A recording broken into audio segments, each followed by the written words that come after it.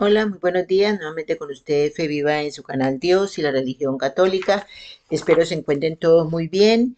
Le doy gracias de antemano a las personas que me están escuchando porque gracias a ustedes puedo seguir adelante con mis videos.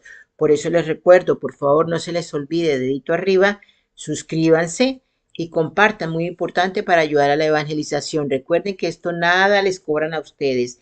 En cambio, sí puede ser muy bien visto ante los ojos de Dios, ¿verdad?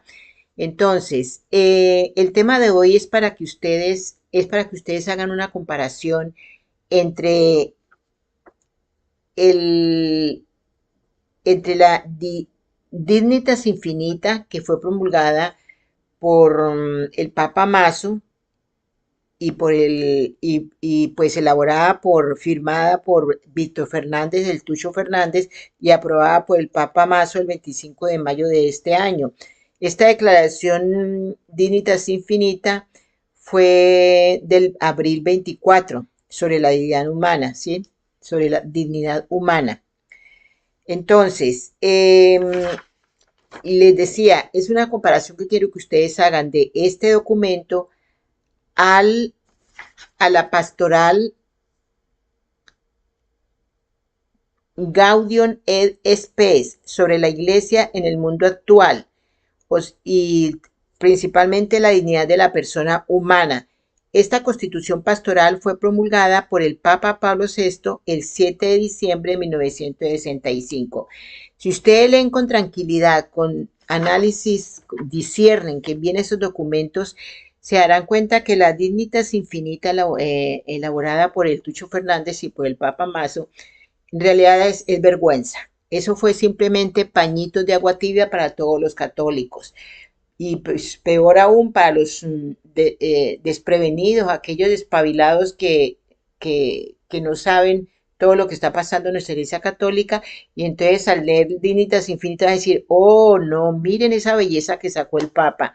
Ese documento, eso sí es verdad, ¿no? Eso no es nada nuevo, señoras y señores. Lo que ellos están pidiendo en ese documento es nada nuevo, pero no es nada nuevo. La diferencia es que es una vergüenza en comparación con la Constitución Pastoral Gaudium et Spes, ¿cierto? Que tratan del mismo tema. O sea, tanto se demoraron estos señores que ellos mismos dicen que demoraron años elaborando el Dignitas Infinita, cuando ya existe en el S1, que en realidad sí trata el tema de la dignidad humana como debe de tratarse, sin pelos en la lengua, con toda la realidad en relación con Dios, ¿cierto?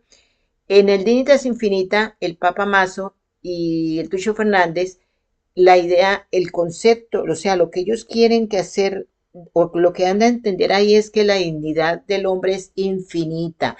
Mejor dicho, es igual a la dignidad de Dios. Eso no es así. La dignidad de Dios está por encima de cualquier cosa, por encima de la dignidad del hombre. Y el hombre no debe de olvidarse de eso. Y es lo que este documento hace, que la gente crea que el hombre es infinito, ¿cierto? El hombre es lo máximo, entonces no tiene por qué tenerse en cuenta a Dios, no tiene por qué tenerse en cuenta la dignidad de Dios, ¿verdad? Pero ustedes mismos van a formar su propia idea. Debajo de este video van a encontrar el link para que ustedes puedan leer bien la Dignitas Infinita, dictada por el Papa Mazo, y la comparen con la Constitución Pastoral de Pablo VI, para que ustedes vean la gran diferencia entre esos dos documentos y puedan discernir, ¿verdad? Y vean por qué yo digo que Dignitas Infinitas simplemente fueron pañitos de agua tibia, ¿correcto? Entonces, para no demorarnos, porque es un poquito largo lo que les voy a decir. Entonces, en la Constitución Pastoral Gaudium et Spes sobre la Iglesia en el mundo actual, especialmente el capítulo primero que habla de la dignidad de la persona humana, eh, dice que el hombre, imagen de Dios, en su numeral 12 dice, creyente y no creyente están generalmente de acuerdo en este punto. Todos los bienes de la tierra deben ordenarse en función del hombre, centro y cima de todos ellos. ¿Pero qué es el hombre? Muchas son las opiniones que el hombre se ha dado y se da sobre sí mismo, diversas e incluso contradictorias, exaltándose a sí mismo como regla absoluta o hundiéndose hasta la desesperación. La duda y la ansiedad se siguen en consecuencia. La Iglesia siente profundamente estas dificultades y aleccionada por la revelación divina puede darle la respuesta que perfile la verdadera situación del hombre, de explicación a sus enfermedades y permita conocer simultáneamente y con acierto la dignidad y la vocación propias del hombre. La Biblia nos enseña que el hombre ha sido creado a imagen de Dios, con capacidad para conocer y amar a su Creador, y que por Dios ha sido constituido Señor de la entera creación visible para gobernarla y usarla glorificando a Dios. Repito, glorificando a Dios. ¿Qué es el hombre para que tú te acuerdes de él? ¿O el Hijo del Hombre para que te cuides de él? Apenas lo ha hecho inferior a los ángeles al coronarlo de gloria y esplendor. Tú lo pusiste sobre la obra de tus manos. Todo fue puesto por ti debajo de sus pies. Entonces, pero Dios no creó el hombre en solitario. Desde el principio los hizo hombre y mujer. Eso lo vemos en Génesis capítulo 1, versículo 27. Esta sociedad de hombre y mujer es la expresión primera de la comunión de personas humanas. El hombre es en efecto, por su íntima naturaleza, un ser social y no puede vivir ni desplegar sus cualidades sin relacionarse con los demás. Dios, pues, nos dice también la Biblia, miró cuánto había hecho y lo juzgó muy bueno. Génesis capítulo 1, versículo 31. Ahora, el pecado, ese es el numeral 13. Creado por Dios en la justicia, el hombre, sin embargo, por instigación del demonio en el propio exordio de la historia, abusó de su libertad, levantándose contra Dios y pretendiendo alcanzar su propio fin, al margen de Dios. Conocieron a Dios, pero no le glorificaron como a Dios. Oscurecieron su estúpido corazón y prefirieron servir a la criatura, no al Creador. Ojo, este es un comentario mío. Dignitas Infinita, eso es lo que hace, le está dando la gloria a la criatura, no a Dios, ¿verdad? Continúo, lo que la revelación divina nos dice coincide con la experiencia. El hombre, en efecto, cuando examina su corazón, comprueba su inclinación al mal y se siente anegado por muchos males que no pueden tener origen en su santo creador. Al negarse con frecuencia a reconocer a Dios como su principio, rompe el hombre la divina subordinación a su fin último, y también toda su ordenación, tanto por lo que le toca a su propia persona, como a las relaciones con los demás y con el resto de la creación. Es esto lo que explica la división íntima del hombre. Toda la vida humana, la individual y la colectiva, se presenta como lucha y por cierto dramática entre el bien y el mal, entre la luz y las tinieblas. Mas todavía el hombre se nota incapaz de dominar con eficacia por sí solo los ataques del mal, hasta el punto de sentirse como arrojado entre cadenas. Pero el Señor vino en persona para liberar y vigorizar al hombre, renovándolo interiormente y expulsando el príncipe de este mundo, que le retenía en la esclavitud del pecado. El pecado, escuchen bien, el pecado rebaja al hombre, impidiéndole lograr su propia plenitud.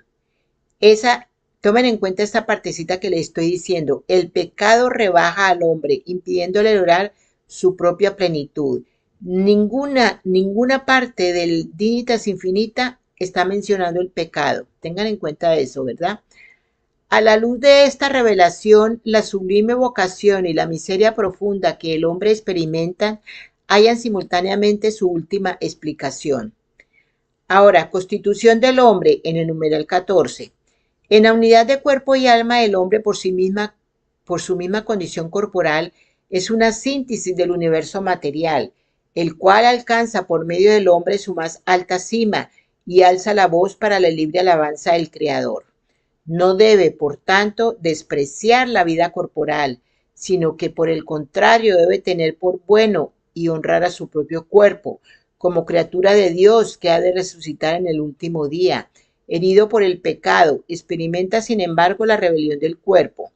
La propia dignidad humana pide pues que glorifique a Dios en su cuerpo y no permita que lo esclavicen las inclinaciones depravadas de su corazón. Eso de depravados depravación es lo único que hay en este momento, ¿verdad? Entonces, continúo, no se equivoca el hombre al afirmar su superioridad sobre el universo material y al considerarse no como partícula de la naturaleza o como elemento anónimo de la ciudad humana. Por su interioridad es, en efecto, superior al universo entero.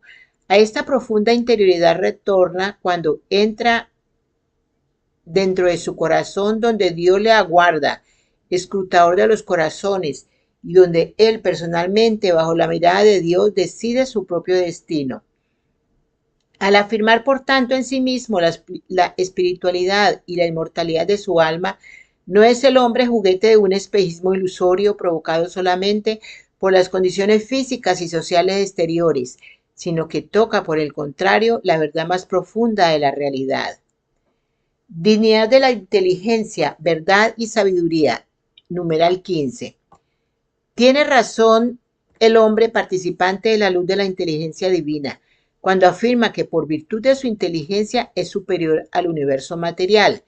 Con el ejercicio infatigable de su ingenio a lo largo de los siglos, la humanidad ha realizado grandes avances en las ciencias positivas, en el campo de la técnica, en la esfera de las artes liberales. Pero en nuestra época ha obtenido éxitos extraordinarios en la investigación y el dominio del mundo material. Siempre, sin embargo, ha buscado y ha encontrado una verdad más profunda. La inteligencia no se ciñe solamente a los fenómenos, tiene capacidad para alcanzar la realidad inteligible con verdadera certeza, aunque a consecuencia del pecado esté parcialmente oscurecida y debilitada. Finalmente, la naturaleza intelectual de la persona humana se perfecciona y debe perfeccionarse por medio de la sabiduría, la cual atrae con suavidad la mente del hombre a la búsqueda y al amor de la verdad y del bien. Imbuido por ella, el hombre se alza por medio de lo visible hacia lo invisible. Nuestra época, más que ninguna otra, tiene necesidad de esta sabiduría para humanizar todos los nuevos descubrimientos de la humanidad. El destino futuro del mundo corre peligro si no forman hombres más instruidos en esta sabiduría. Debe advertirse a este respecto que muchas naciones económicamente pobres, pero ricas en esta sabiduría, pueden ofrecer a los demás una extraordinaria aportación. Con el don del Espíritu Santo, el hombre llega por la fe a contemplar y a saborear el misterio del plan divino. Dignidad de la conciencia moral. Escuchen bien, numeral 16. En lo más profundo de su conciencia descubre el hombre la existencia de una ley que él no dicta a sí mismo, pero a la cual debe obedecer y cuya voz resuena cuando es necesario en los oídos de su corazón, advirtiéndole que debe amar y practicar el bien y que debe evitar el mal.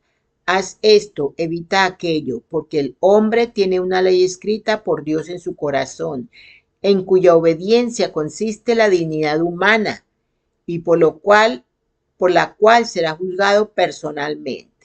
La conciencia es el único más secreto y el sagrario del hombre, en el que éste se siente a solas con Dios, cuya voz resuena en el recinto más íntimo de aquello.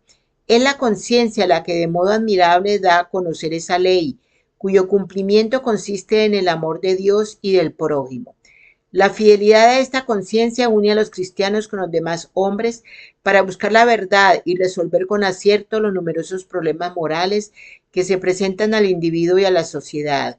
Cuanto mayor es el predominio de la recta conciencia, tanto mayor seguridad tienen las personas y las sociedades para apartarse del ciego capricho y para someterse a las normas objetivas de la moralidad.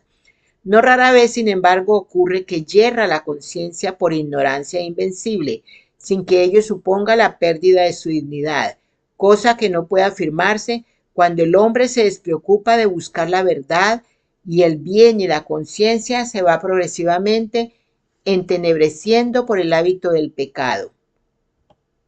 Escuchen bien, el pecado. Grandeza de la libertad, numeral 17. La orientación del hombre hacia el bien solo se logra con el uso de la libertad, la cual posee un valor que nuestros contemporáneos ensalzan con entusiasmo y con toda razón. Con frecuencia, sin embargo, la fomentan de forma depravada, como si fuera pura licencia para hacer cualquier cosa con tal que deleite, aunque sea mala. La verdadera libertad es signo eminente de la imagen divina en el hombre. Dios ha querido dejar al hombre en manos de su propia decisión para que así busque espontáneamente a su Creador y adhiriéndose libremente a éste, alcance la plena y bienaventurada perfección. La dignidad humana requiere, por tanto, que el hombre actúe según su conciencia y libre de elección, es decir, movido e inducido por convicción interna personal y no bajo la presión de un ciego impulso interior o de la mera coacción externa. El hombre logra esta dignidad cuando, liberado totalmente de la cautividad de las pasiones, defiende a su fin con la libre elección del bien y se procura medios adecuados para ello con eficacia y esfuerzo crecientes. La libertad humana herida por el pecado herida por el pecado para dar la máxima eficacia a esta ordenación a Dios, ha de apoyarse necesariamente en la gracia de Dios. Cada cual tendrá que dar cuenta de su vida ante el tribunal de Dios según la conducta buena o mala que haya observado. Comentario mío. Esto es lo que no, nada de esto, de conducta, pecado, en qué consiste la libertad de las personas, nada de eso se hace mención en la dicta infinita. ¿Sí? A ellos no les conviene que exista la palabra pecado, ¿verdad? Continúo. El misterio de la muerte. Numeral 18. El máximo enigma de la vida humana es la muerte. El hombre sufre con el dolor y con la disolución progresiva del cuerpo. Pero su máximo tormento es el temor por la desaparición perpetua. Juzga con instinto certero cuando se resiste a aceptar la perspectiva de la ruina total y del adiós definitivo. La semilla de eternidad que en sí lleva, por ser irreductible a la sola materia, se levanta contra la muerte. Todos los esfuerzos de la técnica moderna, por muy útiles que sean, no pueden calmar esta ansiedad del hombre. La prórroga de la longevidad que hoy proporciona la biología no puede satisfacer ese deseo del más allá que surge ineluctablemente del corazón humano. Mientras toda imaginación fracasa ante la muerte, la Iglesia, aleccionada por la revelación divina, afirma que el hombre ha sido creado por Dios para un destino feliz, situado más allá de las fronteras de la miseria terrestre. La fe cristiana enseña que la muerte corporal que entró en la historia a consecuencia del pecado, les repito, la fe cristiana enseña que la muerte corporal que entró en la historia a consecuencia del pecado será vencida cuando el omnipotente y misericordioso Salvador restituya al hombre en la salvación perdida. Será vencida cuando el omnipotente y misericordioso Salvador restituya al hombre en la salvación perdida por el pecado.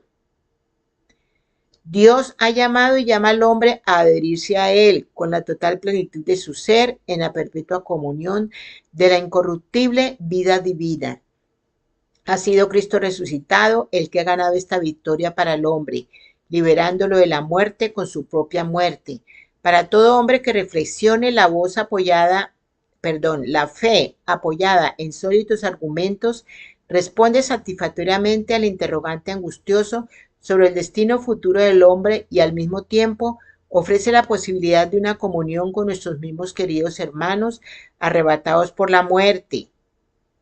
Oiga, una comunión con nuestros queridos hermanos arrebatados por la muerte, dándonos la esperanza de que poseen ya en Dios la vida verdadera,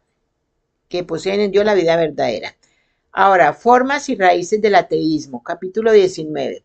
La razón más allá de la dignidad humana consiste en la vocación del hombre a la unión con Dios.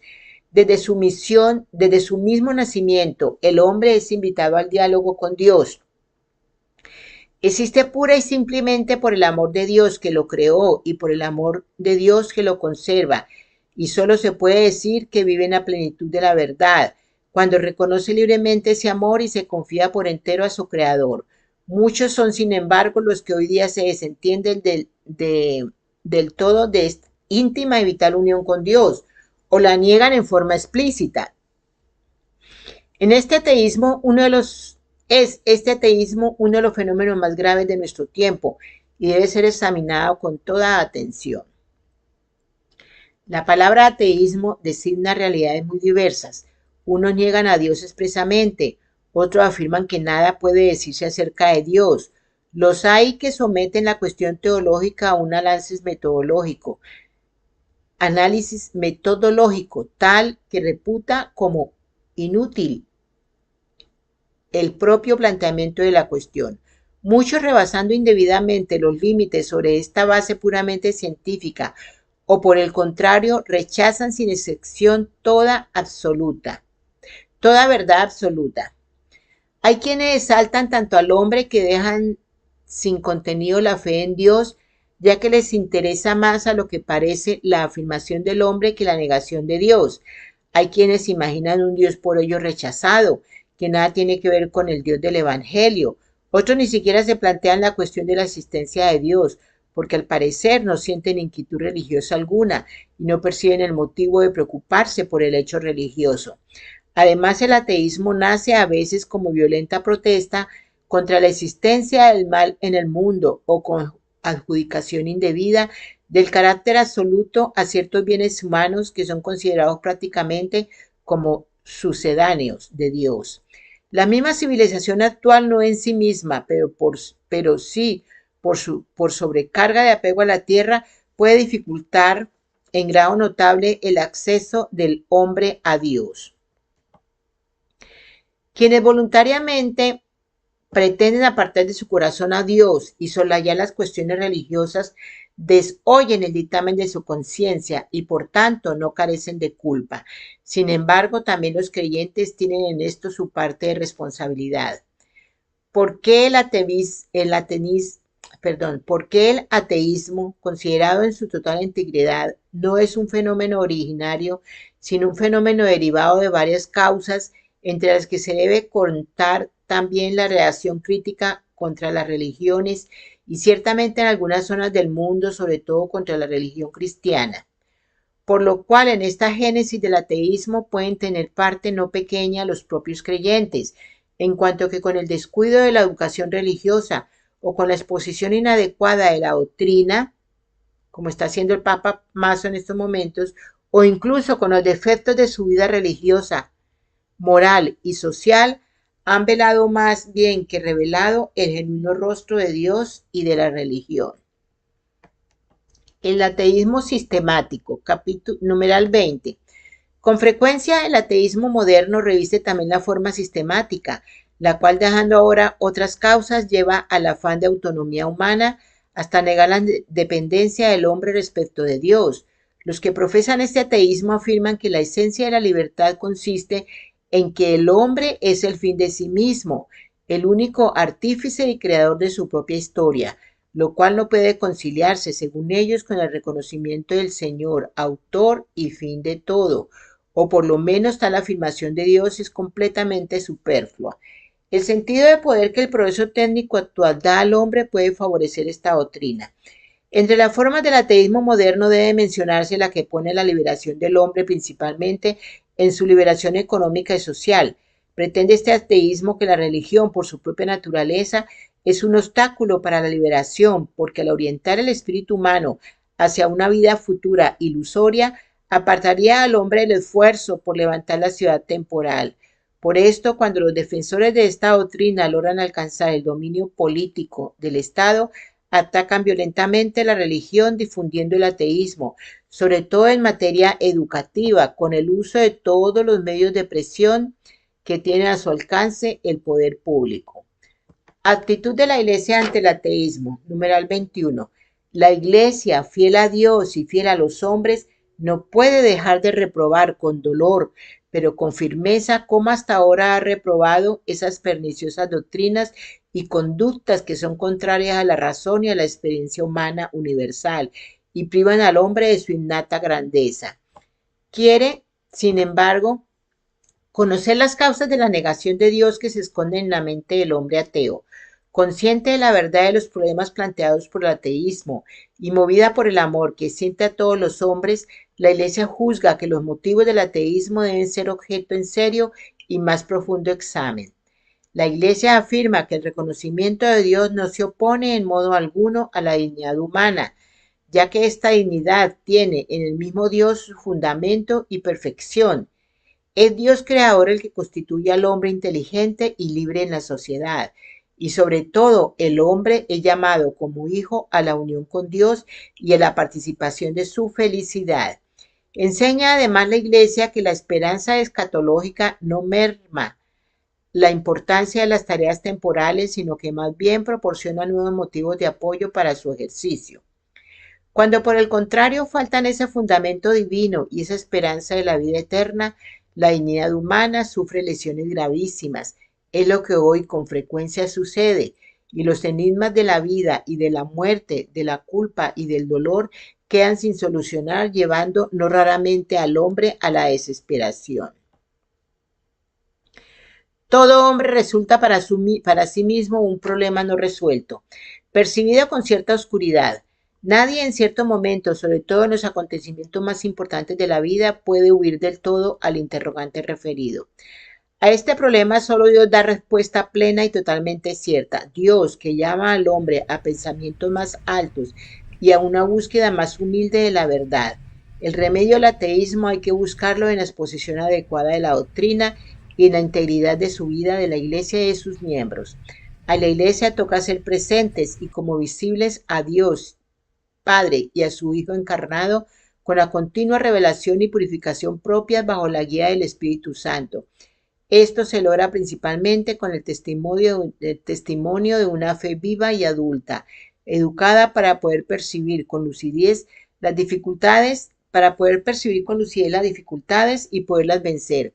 Numerosos mártires dieron y dan preclaro testimonio de esta fe, la cual debe manifestar su fecundidad, imbuyendo toda la vida, incluso la profana, de los creyentes e impulsándolos a la justicia y al amor, sobre todo respeto del necesitado. Mucho contribuyente finalmente a esta afirmación de la presencia de Dios, el amor fraterno de los fieles, que con espíritu unánime colaboran en la fe del Evangelio y se alzan como signo de unidad. La Iglesia, aunque rechaza en forma absoluta el ateísmo, reconoce sinceramente que todos los hombres creyentes y no creyentes deben de colaborar en la edificación de este mundo en el que viven en común. Esto no puede hacerse sin un prudente y sincero diálogo. Lamenta pues la Iglesia la discriminación entre creyentes y no creyentes que algunas autoridades políticas, negando los derechos fundamentales de la persona humana, establecen injustamente. Pide para los creyentes libertad activa para que puedan levantar en este mundo también un templo a Dios e invita cortésmente a los ateos a que consideren sin prejuicios el Evangelio de Cristo. Comentario mío, eso es lo que no hace precisamente el Papa Mazo, ¿verdad? Evangelio de Cristo. La Iglesia sabe perfectamente que su mensaje está de acuerdo con los deseos más profundos del corazón humano cuando reivindica la dignidad de la vocación del hombre, devolviéndole la esperanza y a quienes desesperan ya de sus destinos más altos. Su mensaje, lejos de empequeñecer al hombre, difunde luz, vida y libertad para el progreso humano. Lo único que puede llenar el corazón del hombre es aquello que nos hiciste, Señor, para ti, y nuestro corazón está inquieto hasta que descanse en ti. Repito de pedacito. Lo único que puede llenar el corazón del hombre es aquello que, abro comillas, nos hiciste, Señor, para ti, y nuestro corazón está inquieto hasta que descanse en ti. Escuchen ese mensaje tan real y tan importante y tan hermoso, ¿verdad? Entonces, Cristo el hombre nuevo, numeral 22. En realidad, el misterio del hombre solo se esclarece en el misterio del Verbo encarnado, porque Adán, el primer hombre, era figura del que había de venir, es decir, Cristo nuestro Señor. Cristo, el nuevo Adán, en la misma revelación del misterio del Padre y de su amor, manifiesta plenamente el hombre al propio hombre y le descubre la sublimidad de su vocación. Nada extraño, pues, que todas las verdades hasta aquí expuestas encuentren en Cristo su fuente y su corona. El que es imagen de Dios invisible, el que es imagen de Dios invisible, Colosenses capítulo 1, versículo 15, es también el hombre perfecto, que ha devuelto a la descendencia de Adán la semejanza divina, deformada por el primer pecado. En él, la naturaleza humana absoluta, no absorbida, ha sido elevada también en nosotros a dignidad sin igual. El Hijo de Dios, con su encarnación, se ha unido en cierto modo con todo hombre. Trabajó con manos de hombre, pensó con inteligencia de hombre, obró con voluntad de hombre, amó con corazón de hombre, nació de la Virgen María, se hizo verdaderamente uno de los nuestros, semejantes en todo a nosotros, excepto en el pecado. Tengan en cuenta esta palabrita, pecado, la que no se menciona por ningún lado en las Dignitas Infinitas, ¿ok? Cordero inocente, con la entrega libérrima de su sangre, nos mereció la vida. En él Dios nos reconcilió consigo y con nosotros, y nos liberó de la esclavitud del diablo y del pecado, por lo que cualquiera de nosotros puede decir con el apóstol, el Hijo de Dios me amó y se entregó a sí mismo por mí. Gálatas capítulo 2, versículo 20. Padeciendo por nosotros, nos dio ejemplo para seguir sus pasos y además abrió el camino con cuyo seguimiento la vida y la muerte se santifican y adquieren nuevo sentido. El hombre cristiano, conformado por la imagen del Hijo, que es el primogénito entre muchos hermanos, recibe las primicias del Espíritu Santo. Romanos capítulo 8, versículo 23. Recuerden, el Espíritu Santo, aquí en esta pastoral que le estoy hablando, sí influyó, sí actuó el Espíritu Santo, cosa que no parece ser que sucedió en Dignitas Infinita. A legua se nota, lean ustedes el documento y se van a dar cuenta. Continuó, las cuales le capacitan para cumplir ley nueva del amor. Por medio de este Espíritu que es prenda de la herencia, se restaura internamente todo el hombre hasta que llegue la redención del cuerpo. Romanos capítulo 8, versículo 23. Si el espíritu de aquel que resucitó a Jesús de entre los muertos habita en vosotros, el que resucitó a Cristo Jesús de entre los muertos dará también vida a vuestros cuerpos mortales por virtud de su espíritu que habita en vosotros. Romanos capítulo 8, versículo 11. Urgen al cristiano la necesidad y el deber de luchar por muchas tribulaciones contra el demonio e incluso de padecer la muerte, pero asociado al misterio pascual configurado con la muerte de Cristo, llegará corroborado por la esperanza a la resurrección. Esto vale no solamente para los cristianos, sino también para los hombres de buena voluntad, en cuyo corazón obra la gracia de modo invisible. Cristo murió por todos y la vocación suprema del hombre en realidad es una sola, es decir, la divina. En consecuencia debemos creer que el Espíritu Santo ofrece a todos la posibilidad de que en la forma de Dios conocida se asocien a este misterio pascual. Este es el gran misterio del hombre que la revelación cristiana esclarece a los fieles.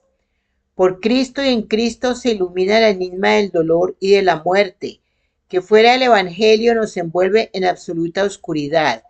Cristo resucitó con su muerte, destruyó la muerte y nos dio la vida para que hijos en el Hijo, claramente en el Espíritu. Abba Padre. Entonces, del resumen de este documento podemos decir, primero, el hombre es imagen de Dios.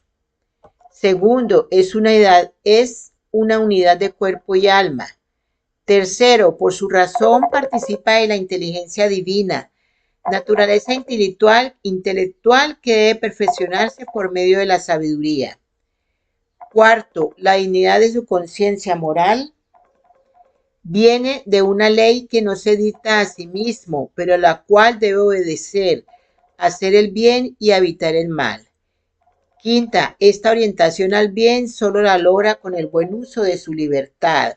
Sexta, el hombre tiene un destino feliz situado más allá de las fronteras de la muerte corporal. Séptimo, esta dignidad alcanza su razón más allá en la educación del hombre a la unión con Dios. Estas verdades fundamentales nos ayudan a orientar nuestro criterio en el momento de emitir un juicio y una valoración ante cualquier teoría, método y técnica pedagógica. De esto se concluye, apreciadas personas que me están escuchando, puro sofisma de distracción, el dignitas infinita. Sofisma de distracción sin nada, o sea, el Espíritu Santo no estuvo en el dignitas infinita. En esta pastoral de la cual le habló, que elaboró el Papa Pablo VI, estuvo el Espíritu Santo. Vean la gran diferencia. En esta pastoral que les acabo de mencionar, sí se menciona el pecado. En Dínitas Infinita, en ninguna parte ustedes van a encontrar la palabra pecado, ¿correcto? ¿Por qué? Porque para ellos la dignidad del hombre es infinita. Aquí para eso no existe la palabra pecado, ¿verdad? Bueno, hice esto porque consideré muy importante que ustedes vean que el trabajo que estas dos personas, del Papa Mazo y este señor Fernández, hicieron, que le llevó tantos años, según dijo el Tucho Fernández, carece de toda, mejor dicho, carece de toda, cualquiera que lea el Dínete Infinita piensa que es elaborado por cualquier persona y nada intelectual, ¿verdad? Porque intelectualidad no tiene nada, y menos católica, menos, mejor dicho, ustedes podrán apreciar y darse en su propia idea respecto a estos documentos, ¿verdad? Espero que se encuentren todos muy bien. Por favor, suscríbanse, dedito arriba y compartir, muy importante. Les deseo un feliz día, una feliz tarde o una feliz noche y que Dios les bendiga.